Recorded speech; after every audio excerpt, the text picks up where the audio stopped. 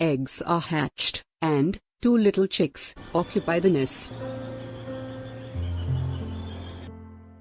It's time for the male sunbird to get into the action.